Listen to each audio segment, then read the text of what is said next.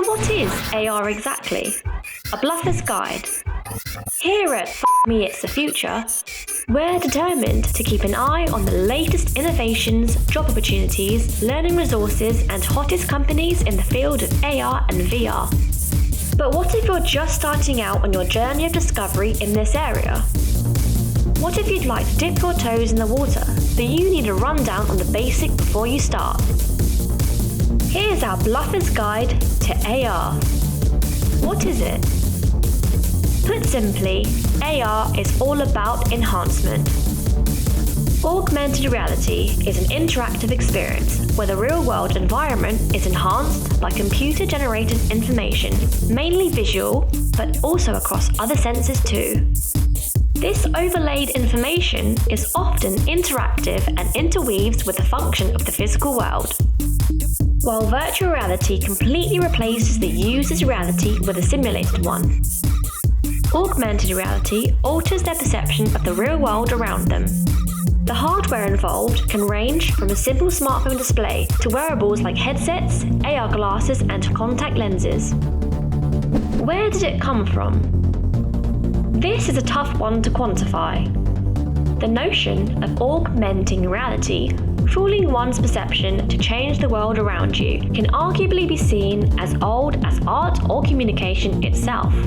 The Neanderthal who projected the first shadow puppets onto a cave wall was maybe the very first AR pioneer.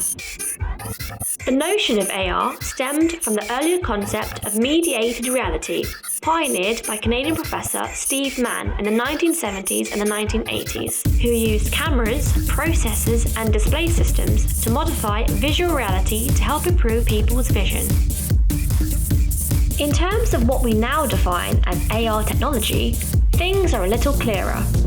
The term augmented reality is attributed to Thomas P. Cordell, an engineer at Boeing, who coined the phrase in 1992, which he created virtual fixtures, the first ever AR system used by the US Air Force. Like many technological labels, the term augmented reality gained more popularity when it appeared in the field of literature, debuting in William Gibson's 1994 novel, Virtual Light. What is it used for? Where do we even start? We've got a whole series of videos that take a deeper dive into this subject. But in a very tight nutshell, AR has become an everyday fixture in the sectors of archaeology, architecture, urban design and planning, education, manufacturing, healthcare, emergency services, navigation, in fact, in pretty much anything you can think of. Consumer AR is also something that has skyrocketed in popularity over the past decade, mainly due to the ubiquity of smartphone technology. AR gaming experiences like Pokemon Go became household name sensations, while simple visual filters like those found on Snapchat are prime examples of everyday AR facilities used by millions. What's the future? Well, yet again, we've got a whole series of videos on this very topic. The future of AR is too exciting and varied to be contained here, so check out some of our other content. How do I get a job in AR? If you're looking to forge a career in the AR revolution, there are a few things you need to consider. Firstly, there's your skill set. You'll need to know code in Java, C or C++. Most AR apps run on mobile platforms, so knowledge of the Android SDK, Software Development Kit, or iOS SDK will help. And knowing your way around Agile, Unity, and Unreal Engine wouldn't hurt either. Outside of professional courses and training opportunities, there are places where you can start to learn on your own initiative.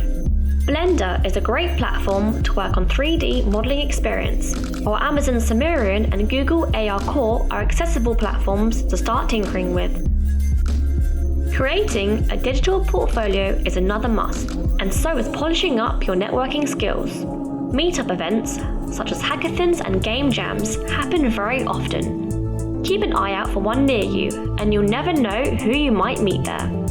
But if you really want the up-to-the-minute lowdown on career opportunities, courses to study and job openings, stay connected with Me It's the Future, your resource hub for all of this and more. Leave your comments below, and don't forget to subscribe and share.